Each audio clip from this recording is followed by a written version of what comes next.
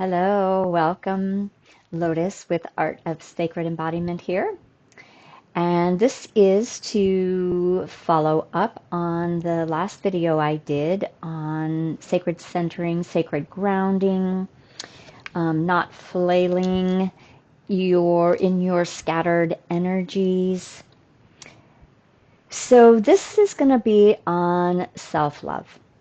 And I like to call this foundational stage falling into self-love. And, once we come home, once we start coming home into our body, into our being, into our groundedness, we get an opportunity then to hear and listen more clearly to the subtle messages and feelings and sensations that we carry in our body. And oftentimes this is what keeps us from not coming home. And the storylines, the patterns, the belief systems, the fears, the self-doubts, the self-rejection usually is so subconscious when it comes to getting quiet within ourselves that it's like we know, right? The minute we start to settle down, there's that, oh, I should do this, I should do that, right? We consistently want to move away from coming in. Because A, it's hard for our nervous systems, particularly if you're kind of a goer and a doer, to start to calm down and slow down, for our brain to stop thinking so much and to get in the body. So everything tends to be in a heightened state of activation for the majority of us all the time. So when we can start to settle in, or when we say, okay, I'm going to really commit to this practice. What starts to happen is we start feeling and sensing those things that being focused outward keeps us distracted from. So these voices and these things held in our body, like I've got this tension here, is normally, not normally, let's just say on some level, it is going to be connected to your relationship with yourself. And let's call that relationship that I am either in self-rejection or I'm in self-acceptance and self-love. If I'm operating from self-rejection, from not liking things about myself, not not believing in my worth, in my intelligence, in my gifts, in what am I lovable? Am I likable? Right? All of these things, they're not going to be that clear. They're not going to be clear cut, right? They're going to have stories wrapped around them. They're going to be like, oh, this person, did this to me and I've been rejected. And, or this person left me and so I'm not lovable, or I've been abandoned. So we all are going to have our core wound that tells us that we're inherently defective, excuse me, and or we aren't lovable. We don't matter. We aren't worthy. We're not likable. We're not good enough. The important thing is to begin to identify that core wound, because then that is going to have a number of different narratives. When we can start to to identify our core wound, then we can start bringing in self-acceptance and self-love. I'm all for affirmations. I'm all for telling ourselves, right, positive things. And if we haven't actually accessed the deeper knowing and how that is patterned in our thought forms and emotional landscape,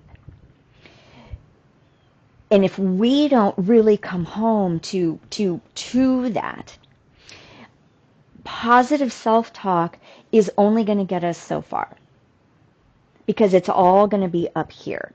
Again, we're working with embodiment. We're working with repatterning and coming home to the core truths of who we are. So, I'll give an example, because, one of the great things I think about this journey, any journey where we feel called to inspire others, or bring teachings or guidance or whatever that is, right? Is that most of us who are doing this work, we teach what we have had to learn or what we still are learning. So, so for me, everything that I teach and share and work with clients with, or in classes, is the path that I've already walked to get to the phase and stage of embodiment and connection to my own divinity that I am. I still have a ways to go, right? We all do. We're always evolving and transforming. So, none of us have come, the majority of us have not come from, oh my gosh, everything is fabulous and wonderful, and I just want to get even more fabulous and wonderful. That's not normally how our human journey works. It comes from, wow, I was lost, and then I started to find myself again. So self-love is one of those things that is of the utmost necessity. And it's going to be really hard to access, to integrate, to anchor in if we don't have the grounding and the sacred centering to be present within our being. So for me personally, my core story was, I don't matter. I don't matter. And that then, yes, there were other stories, abandonment was maybe in there a little bit. But I don't matter was the way in which my life reflected back to me very specific versions of, I didn't matter. I didn't count. I wasn't important. And so once I really came home to that knowing, like, oh man, my deep in my gut, my solar plexus, my belief about myself is that I don't matter. So everything that I did, not consciously, was a way to prove to myself that I did matter from outside. People, places, things, situations, to prove that I mattered, to prove that I was important. And, I started really seeing this pattern and started waking up to this core part of me when I, in my first couple years of sobriety. So, and this goes back to, the end of the 90s. I had to come home to this voice in me in order to know what I needed to do next. So this has not been a clear-cut journey at all. Let's just put it that way. Okay, it's been lots of segues and detours and returning back.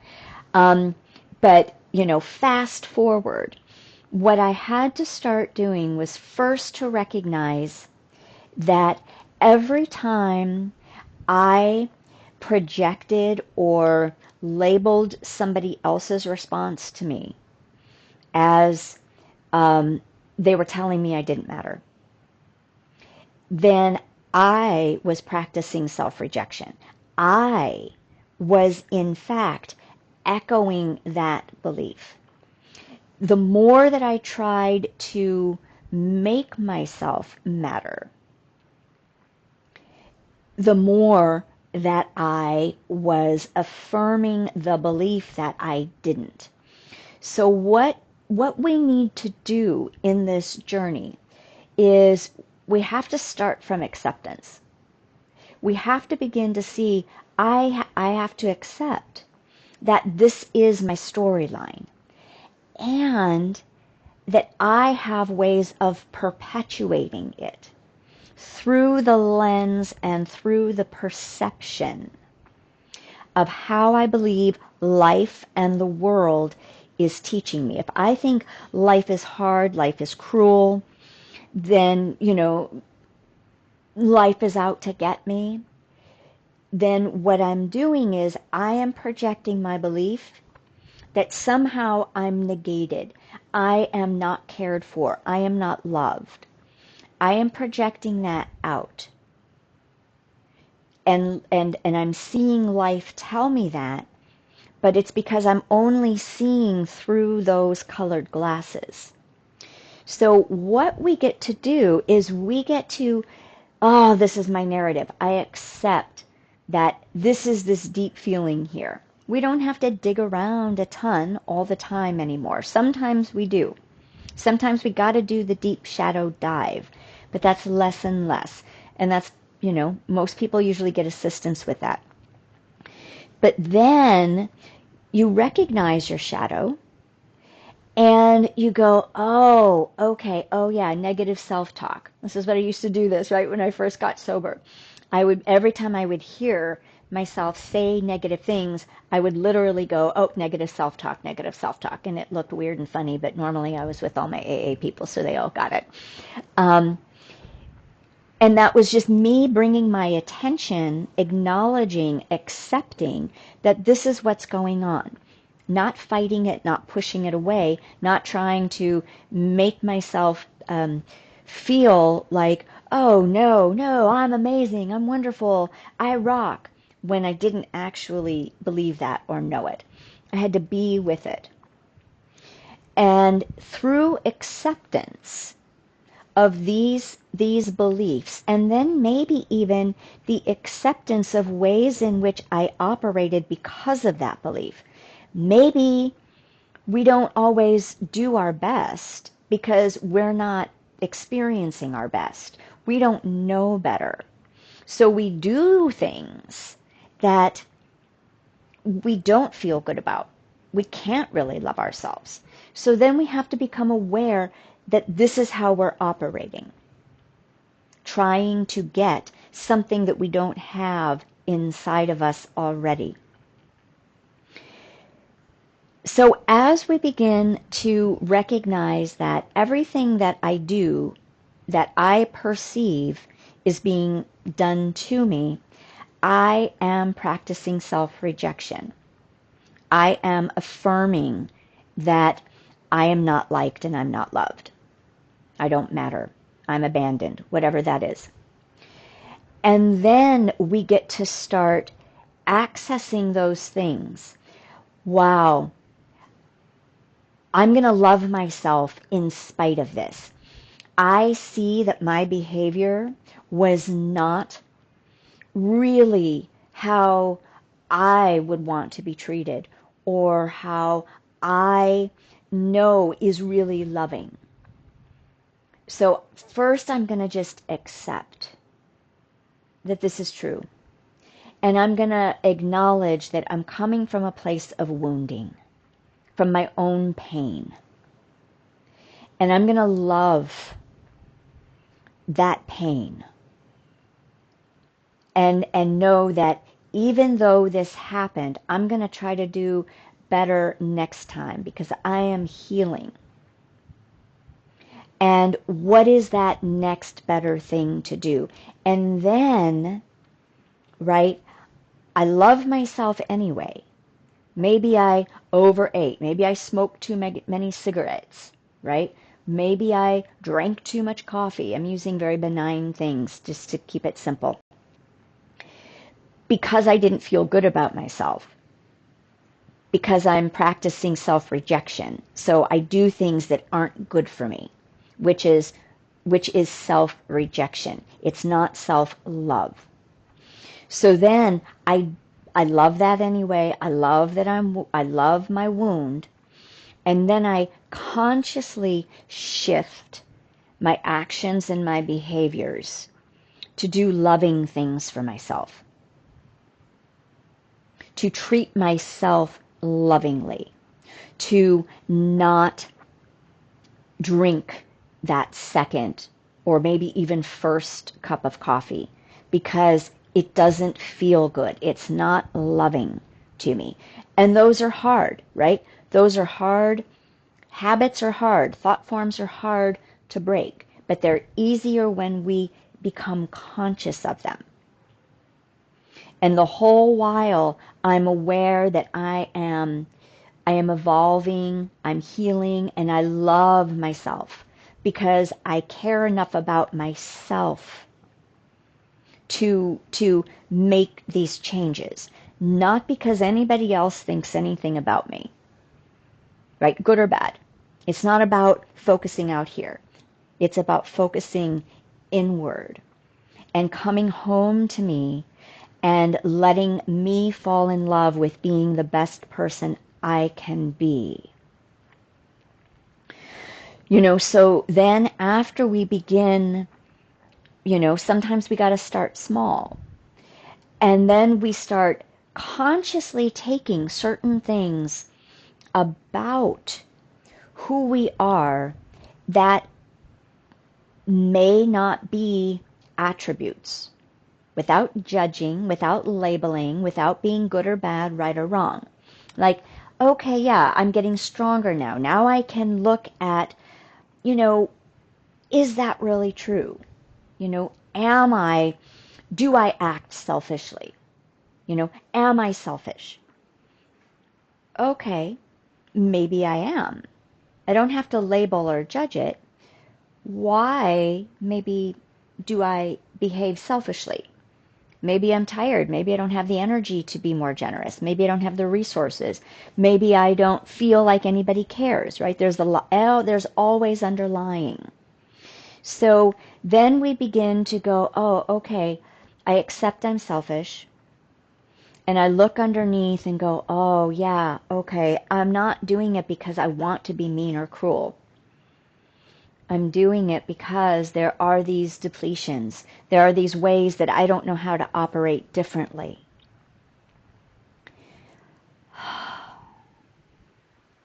And I love those parts of myself. I'm so sorry. I'm so sorry that we're tired. I'm so sorry that we don't know any better. What do we need to do? I love you. It's reparenting ourselves. It's coming home to giving ourselves the support that somewhere along the line it didn't happen. Somewhere along the line we weren't mirrored back with being seen, being understood, being validated in the developmental stages that we needed them as young beings. So we come home and we do it ourselves. Okay, I have to love myself first. And then I can make different choices of how to take care of myself. If I don't love myself, I'm not going to take care of myself. Or if I don't know that I'm operating from this deep story, then I'm not going to know how to heal it, how to bring myself home, how to bring myself back into fullness and wholeness. So these are all like these tiny steps, right? And then come like sometimes the big things start to come later. I was talking with a client the other day, and And I'm going to probably close with this example, because this was a turning point for me in my self-love.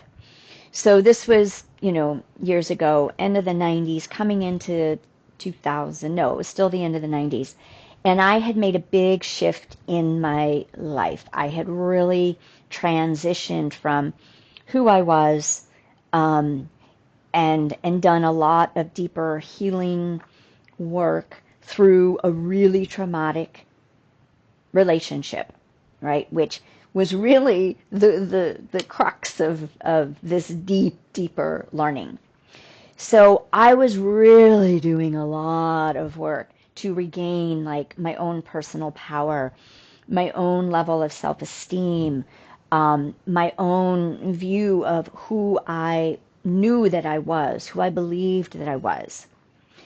And I was in another relationship and I'd been doing this work, and then I was in this other relationship, and I started really connecting more to myself, because I took, a year or so of being single, because I recognized that I really needed to just come home.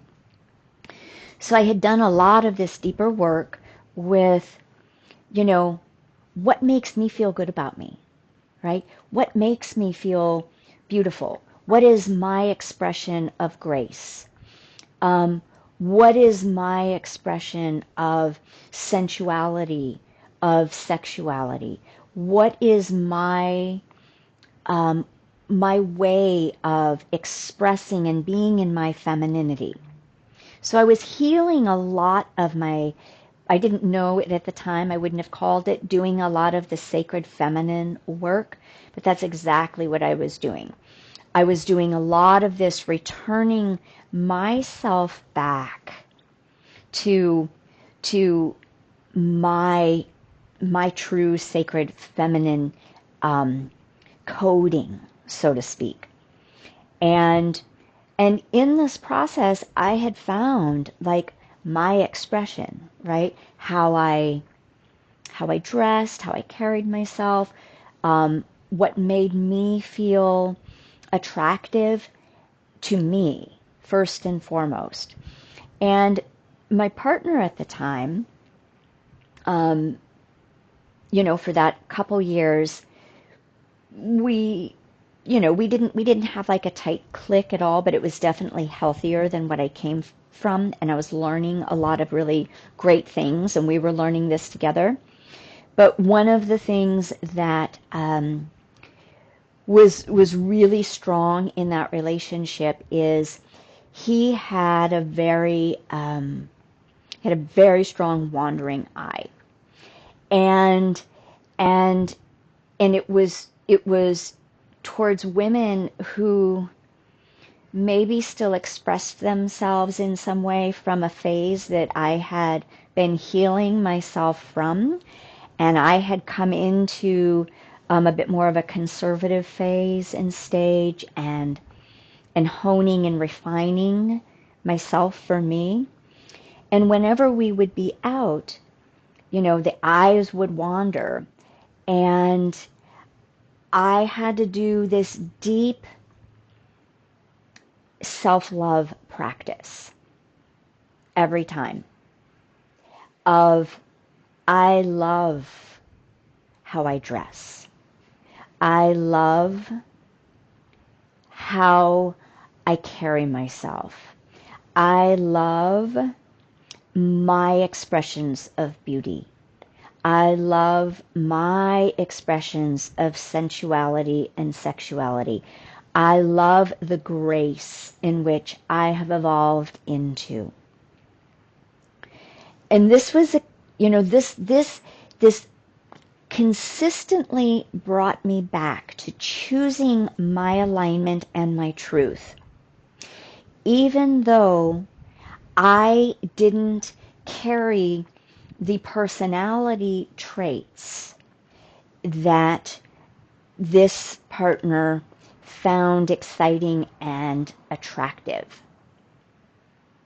And, and there are also, there's lots of reasons for why then is he with me, right? So that doesn't matter.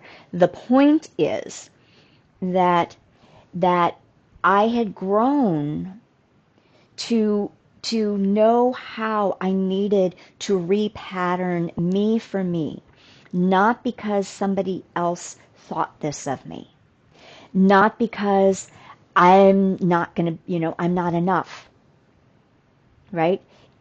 I was enough. I was plenty. I was everything that I was wanting to be. It was not in alignment for what they wanted. And my job was to hold my truth for that and be okay in my own being and know without a doubt that I was lovable, I was beautiful, I was attractive, and I loved all of the mannerisms that came with that and the characteristics that came with that. So as we grow through these stages and phases, right, coming home to falling in love with self, we choose us. We learn to keep in our sacred center and sacred grounding, not be pulled out by the projections, the desires, the messaging that we're getting from outside of us in order to prove anything, right? So I had grown into this phase and stage of recognizing I am worthy. I'm worthy for me. I love me. I'm expressing myself and holding myself and living in my life and my world in a way that has integrity for me. And that just allows me to love myself more. And the more I love myself, the more I have the power to choose what is going to continue to be loving for me. If I don't have this sense of self-love, I'm going to be thrown around by external expectations, desires, wants, all of that. And I'm not going to be anchored in the truth of my being. So and then I'm not going to have choice. I'm going to be operating from my fears and my insecurities and my doubts and my abandonment wounds, and I don't matter. So in order to make sure I matter, I need to conform or give myself away to people, places, and situations that don't actually serve the truth of who I am. So falling in love with ourselves opens us up to be empowered in our choices, to make conscious choices, to make consistent choices that love myself more, and to recognize that if I'm choosing things from a place where I am kind of in rejection of myself, then I've developed the skills and the tools to recognize that and go, well, why am I choosing that right now? What's going on underneath here? I don't have to judge it. It's not wrong or bad. It simply is something else. There's another layer of the onion that is speaking to me, that is informing me, that's teaching me. And then I get to inquire, well, what would be the loving thing to do? And then as I ask that, I'm going to probably come up against the why I'm, for whatever reason, choosing to negate myself, compromise myself, not choose what's truly in my best interest and in my highest good. And then that highest good helps to connect me to my highest self aspects, helps keep me growing in love, because I'm growing in love within. And then my safety is within.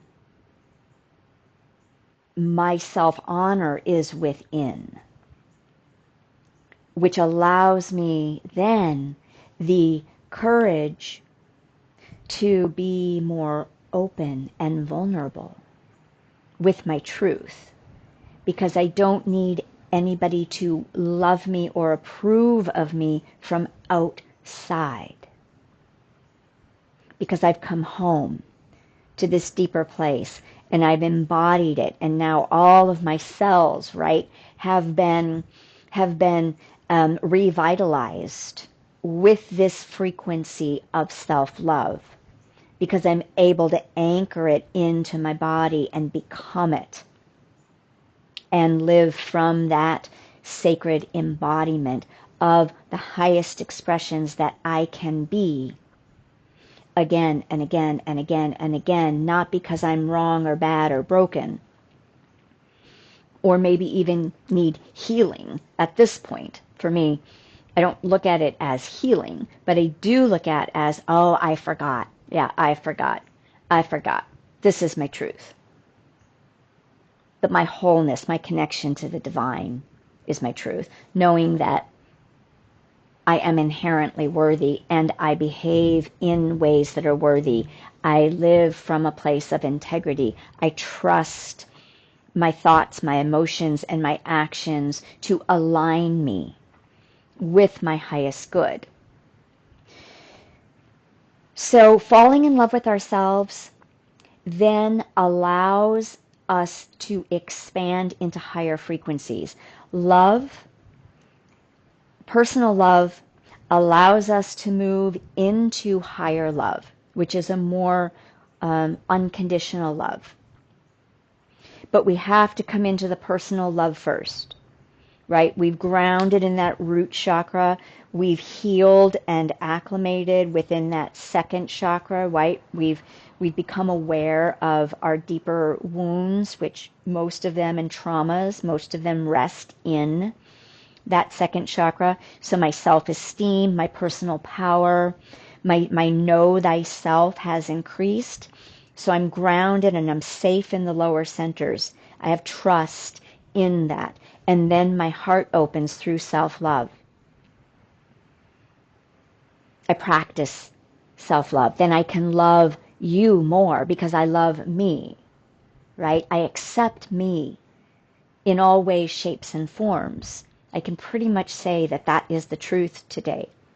There is nothing that I carry shame about, and I've mentioned this before, that I cannot tell someone, or even groups, right? So I have no dark things that hold me back anymore. And so I can be open and vulnerable regardless of how that is received, because I know I'm going to do my best to live and to be in relationship with others in a respectful, honorful way, because I've treated myself this way. So I'm going to end there. And, so this is the second foundation, right? Kind of they go up. I look at that, but we can do it like this, right? It's like these are cornerstones that then support our evolution and our expansion. Because everything moving into the higher dimensions is based on the frequency of love. We have to be living in love, from love, with love, as love, for love, on an ongoing, practice to really access these next higher dimensions on an ongoing basis and bring them down to this plane, to bring more love, right, to the planet, to Earth, to all. Blessings.